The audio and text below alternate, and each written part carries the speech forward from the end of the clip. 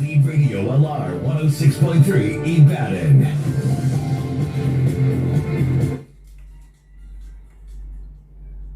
Good evening. This is the World News on Lead Radio 106.3. First, let's take a look at the headlines.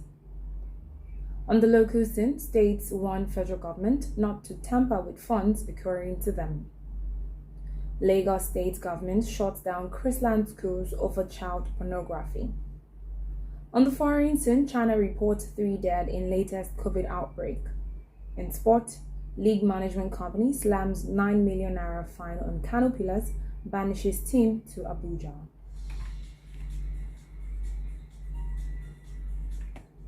I am Oluwatife Salami. Now the news in detail. The 36 states of the Federation have warned the federal government not to tamper with funds accruing to them and the 774 local government councils under the guise of satisfying an alleged $418 million London Paris Club loan refund-related judgment debts. In documents seen on Monday, the states said that they were not parties to any suit on the London Paris Club refund and as such were not liable to any person or entity in any judgment debt being relied on by the federal government. Speaking through the body of Attorneys General of the Federation, the state warned further that should the federal government proceed to make any such deduction, it would be acting illegally and in contempt of their appeal challenging the judgment. They gave the warning in an April 4th letter as part of their response to a November 11th, 2021 letter from the Minister of Finance, Budget and National Planning, advertising the commencement of the deduction for the liquidation of the alleged judgment debts.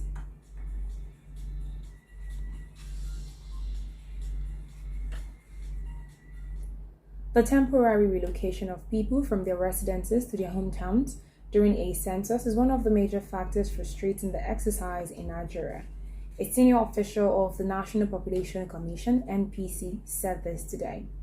Bimbola Salu Ondayin, a federal commissioner of the commission, called for the criminalization of census migration to tackle the menace. She made the proposal during an interview on a television program while giving an update on NPC's preparedness to conduct a national population census next year. 17 years since the exercise was last concluded, Nigeria is scheduled to hold another national census following the approval of the National Council of States.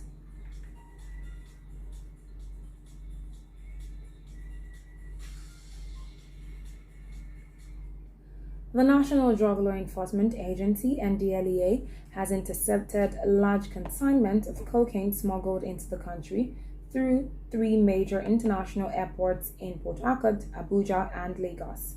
This was disclosed in a statement signed by the Director, Media and Advocacy, NDLEA Headquarters, Abuja, Femi Babafemi. According to the statement, 7 traffickers were also arrested in connection to the smuggling by Brazil-based drug cartel. The cocaine was hidden and smuggled using unconventional methods like inside toothpaste tubes and footwears.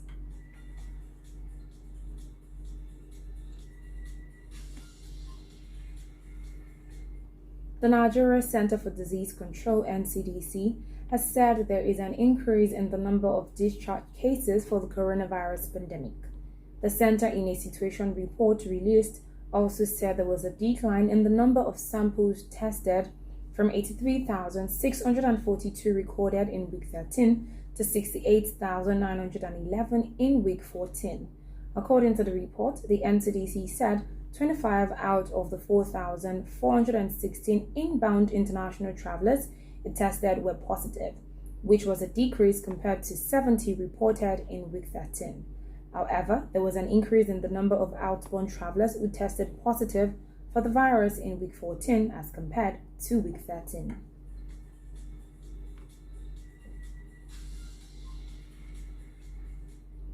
The Lagos State government has shut down all Christian schools in Lagos State indefinitely. The shutdown notice was contained in a press statement today.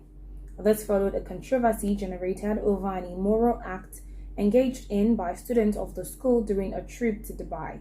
It had been reported that pupils from the elite private school located in Victoria Garden City had embarked on a trip to Dubai to participate in the World School Games between March 10 and 13, 2022, when the incident happened. The mother of the student claims that her daughter was drugged and raped by some male students of the school.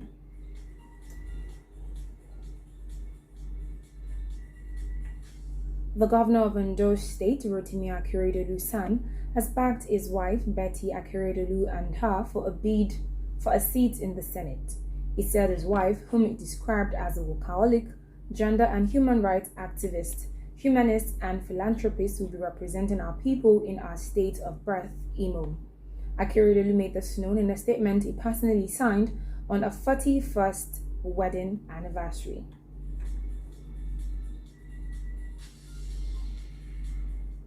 In business, the World Bank says increasing fuel subsidy puts the Nigerian economy at a high risk, as subsidy payment could significantly impact public finance and pose debt sustainability concerns.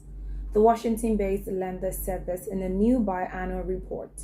According to the bank, Nigeria is projected to have a 3.8% growth in 2022, adding that as an oil-dependent country, weak oil production hampers economic recovery.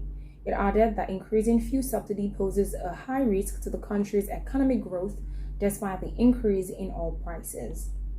You are listening to the World News on Lead Radio 106.3. When we return, we will take you through some foreign and sports stories. Do stay with us.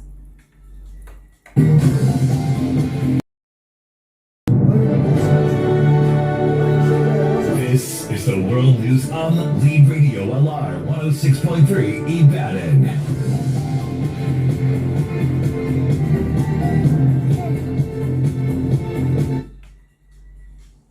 Welcome back to the second half of the World News on Lead Radio 106.3.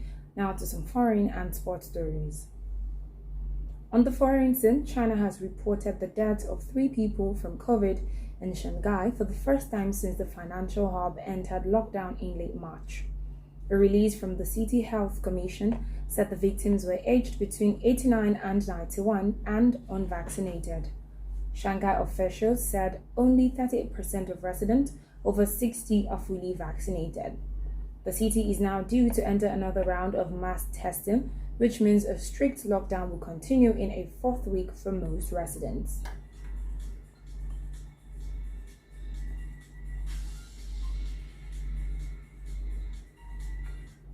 Ukrainian officials have said Russian bombardment of several cities across the country have killed at least 9 people. 7 people died when multiple missiles hit the western city of Lviv, which had largely escaped attack until now. Ukraine also said 2 people have been killed after shelling in the northern city of Kharkiv.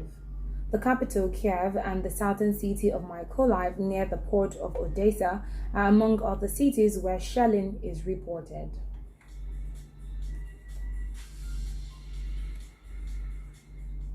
In sport, the league management company, LMC, has fined Kano Pillars 9 million naira and also banished the team to the MKO Abiola Stadium following a fans' violence that erupted in their game with Castina United.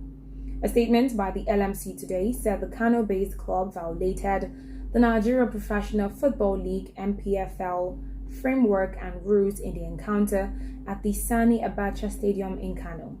The sanction comes as after the match was abandoned when Kano Pillars fans gained entrance to restricted areas during the game. They assaulted match officials and the away team.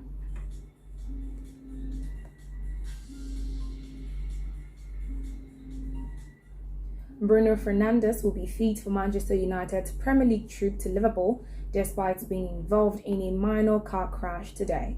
Manchester United interim manager Ralph Rangnick made this known at his pre-match press conference. He said no parties involved are understood to have sustained serious injuries, and Fernandes took part in training with the rest of the United squad on the eve of the game at Anfield. And that concludes the world news on Lead Radio 106.3. But before we go, here's a recap of the headlines. On the local scene, we informed you that state has warned federal government not to tamper with funds accruing to them. We also informed you that Lagos State has shut down Christian schools over child pornography. On the foreign scene, we informed you that China has reported 3 dead in latest COVID outbreak. And lastly, in sport, we informed you the league management company has slammed 9 million naira fine on Kano Pillars, banished team to Abuja. You can join us again tomorrow by 9 a.m. for another edition of the World News. I am Oluwatife Salami. Do enjoy the rest of your evening.